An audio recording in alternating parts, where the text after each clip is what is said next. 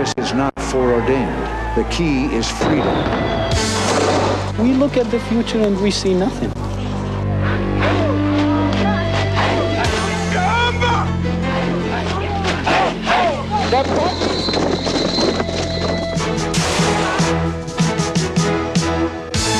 There's no basis for any sleaze factor. We are a better nation than that.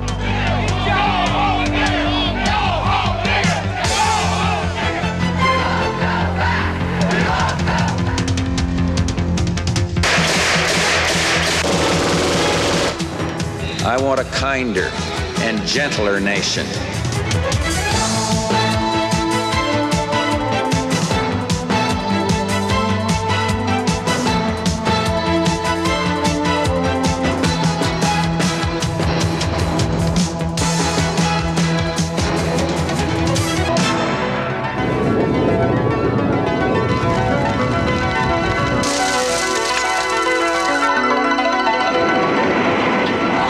Even as we celebrate nature's beauty, we destroy it.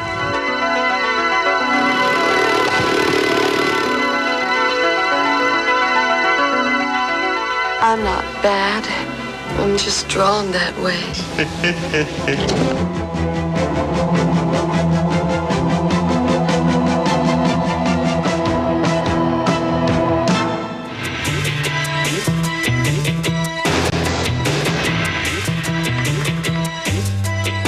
NBC News presents The 80s, reported by Tom Brokaw and Jane Pauley. Good evening and welcome to our look at the 80s, a decade still making its mark on history right up to the last moment. It has been said that looking at history by dividing it into decades or centuries doesn't really make sense. History doesn't work that way. It isn't all even edges and neatly packaged time periods. But the 80s did have some incredible moments and saw some changes that will shape our world in decades to come. Jane, we have accepted the challenge of consolidating the last 10 years, of finding the images. We have selected the major stories that we think shaped this decade. And we begin with some stories that are still unfolding when we return. Last night, I ordered U.S. military forces to Panama.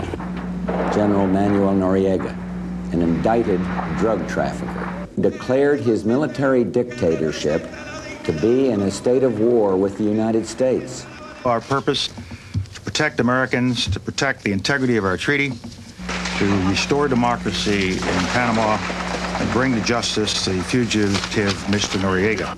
The brave Panamanians, elected by the people of Panama in the elections last May, have assumed the rightful leadership of their country. There is still some sporadic firing up there. The situation isn't completely resolved.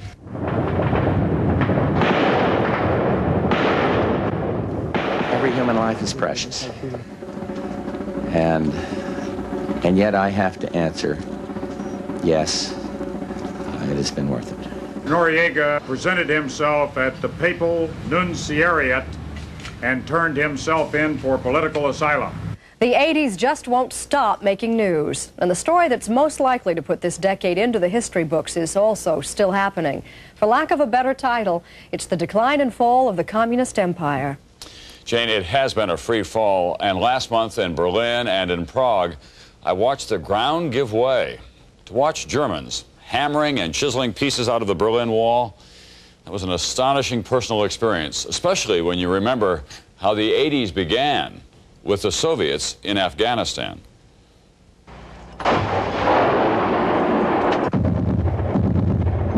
The United States will not attend the Moscow Olympics unless the Soviet invasion forces are withdrawn from Afghanistan. When the 80s began, there were 100,000 Soviet troops in Afghanistan, and the Cold War was as frigid as ever. A brave voice for change rose out of the Gdansk shipyards in Poland. A call for a free union, for solidarity. The voice was Lech Wałęsa's, and the response was predictable. Poland was put under martial law. Wałęsa was put in jail. Wałęsa belongs to the past, as a matter of fact. It's a closed chapter of history. Wałęsa and the history he represented were far from closed, however. What was closing was the old Soviet and communist order. In mid-decade, Mikhail Gorbachev appeared. the new generation of Soviet leader. In the words of the old-time hardliner Andrei Gromyko, Gorbachev had a nice smile, but iron teeth. Gromyko was only one of many old Stalinists chewed up as Gorbachev began rebuilding the Soviet Union with openness, glasnost, and restructuring, perestroika.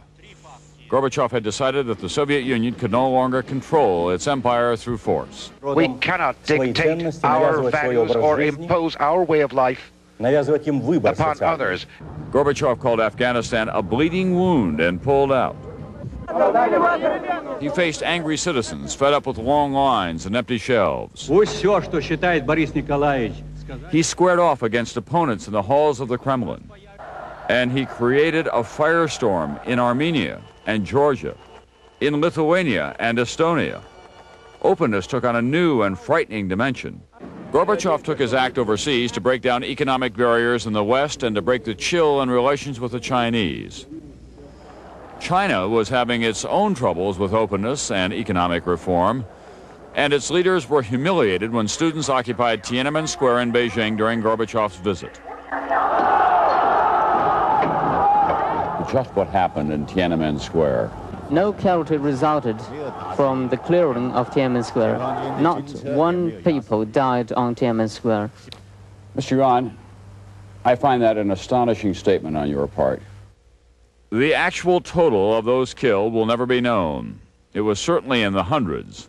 Trials and executions of anti-government activists followed. They felt this was a challenge to their very existence. William Hyland, the editor of Foreign Affairs Quarterly. I think the Chinese felt that a military solution would be a definitive solution. In Eastern Europe, the Soviet satellites reacted to the new spirit in Moscow with demands for change, confident that Gorbachev would not use force against them, as Khrushchev and Brezhnev had. In Poland, the dream that Lech Wałęsa kindled came to full flame. In Hungary, the Iron Curtain was cut down and the Communist Party name was changed. In Romania, the bloodiest revolt of all. Thousands died. Dictator Nicolae Ceausescu and his wife were executed. In Czechoslovakia, Wenceslas Square echoed the songs of freedom. And most symbolic of all, in Berlin, we have a remarkable development here tonight at the Brandenburg Gate. The wall is effectively down. The exuberance, the delight, the passion, they were all tangible. 40 years of Stalinist oppression crumbling. You may look at 1989 and say that was the year that communism expired. The Cold War ended, the Russian Revolution took a dramatic turn, and the Stalinist empire in Eastern Europe collapsed. The other major international story of the decade is not uplifting. It is a story of terror, of hostages, of religious extremism, and war. There is no other option than to push them back until they reached the capital of Lebanon.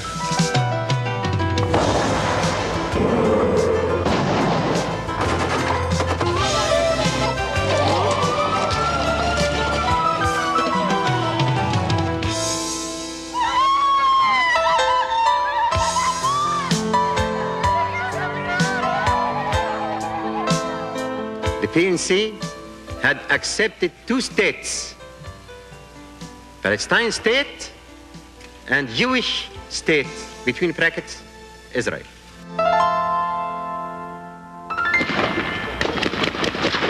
The 80s were symbolized by boys and their rocks. The boys of Gaza and the West Bank. 700 deaths, and the force of Israel's elite regiments could not stop their protest against Israeli occupation. Times had changed. The decade also demonstrated the growing power of Islamic fundamentalism. Iran's Ayatollah Khomeini was intractable and fierce. Egyptian fundamentalists murdered President Sadat of Egypt. Islamic Jihad leveled the U.S. Marine barracks in Lebanon. Warring religious armies turned the streets of Beirut into a smoldering hell. And thousands of boy soldiers from Iran marched off to war with Iraq, a brutal war that claimed over 1 million dead.